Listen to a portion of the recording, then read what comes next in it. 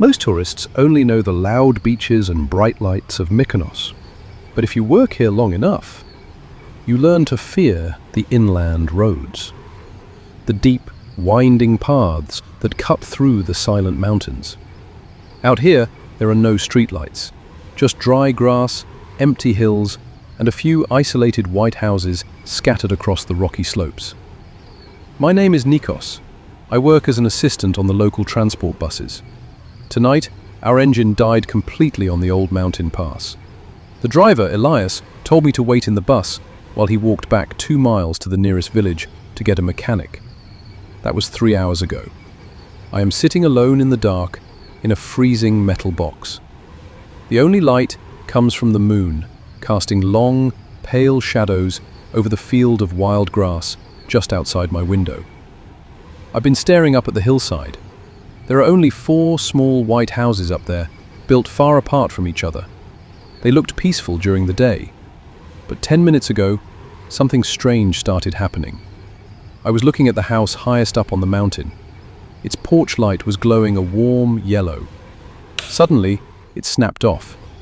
It wasn't a power outage because the other 3 houses were still lit. I just figured the owners went to sleep. But 2 minutes later, the light at the second house, further down the hill, also went out. Then, the third house plunged into total darkness. My breath started fogging up the cold window. Something is moving down the mountain, and it is stopping at every single house on its way down. There is only one house left with its lights on. It's the one closest to the road, closest to my bus. I'm staring at it right now. I can hear the wind howling through the power lines above me. I am praying for that light to stay on. Please, stay on. Click. The final light goes out.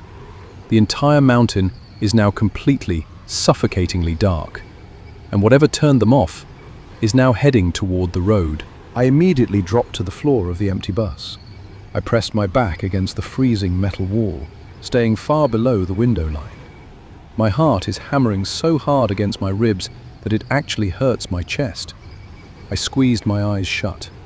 I waited. The silence outside is absolute. It is heavy, suffocating.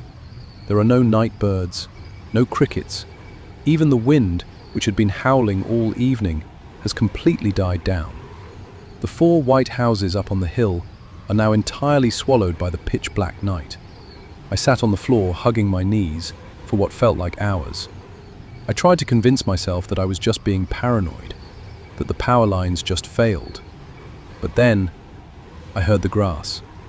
Swoosh, swish, crinkle. It was coming from the massive field of yellow wildflowers, just 20 feet away from the bus. It didn't sound like a human walking. A human takes clear, rhythmic steps. This sound was continuous, heavy. Swoosh, drag, swish.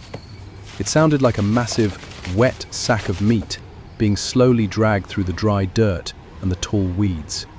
And it was moving straight toward the road, straight toward me. With every dragging sound, the temperature inside the bus seemed to drop another degree.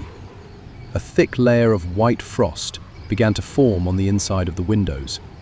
And then, the smell hit me. It seeped in through the air vents.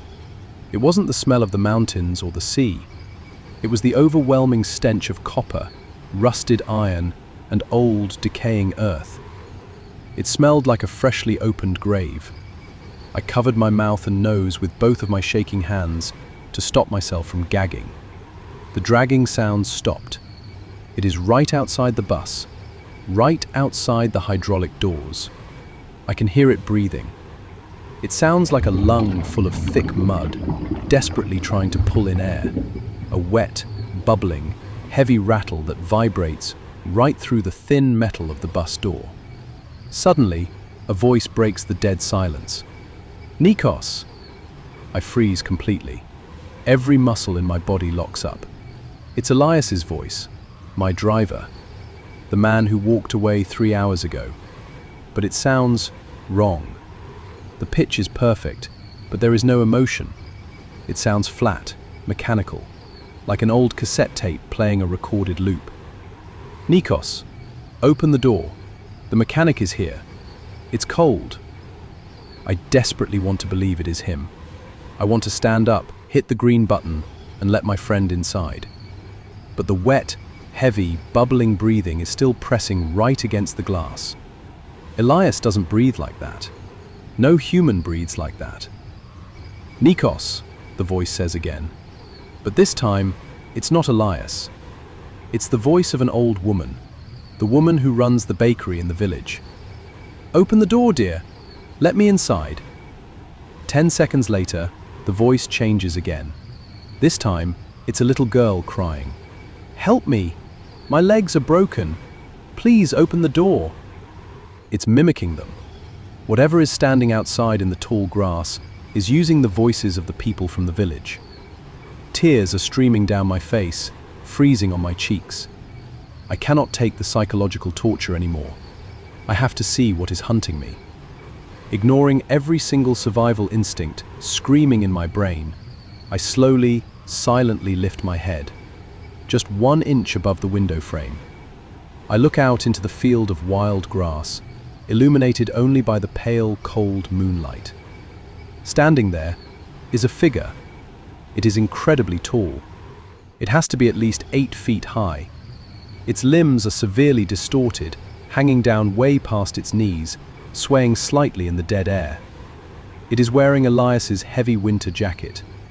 But the jacket is completely soaked in thick black blood, dripping steadily onto the yellow flowers. But the most horrifying thing is its face.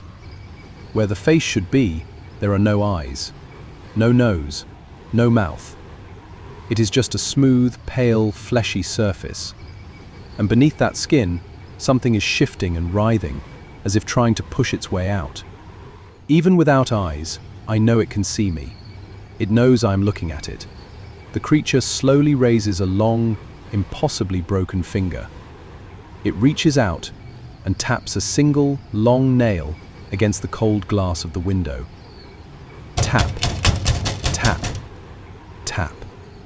And then, with a voice that sounds like 100 different people screaming and drowning all at once, it speaks directly into my mind. "I know you are in there, Nikos." And the sun doesn't rise for another 5 hours. It lowers its hand. It doesn't try to break the glass. It doesn't try to force the door. It just stands there in the grass, staring at me, waiting. And I am trapped.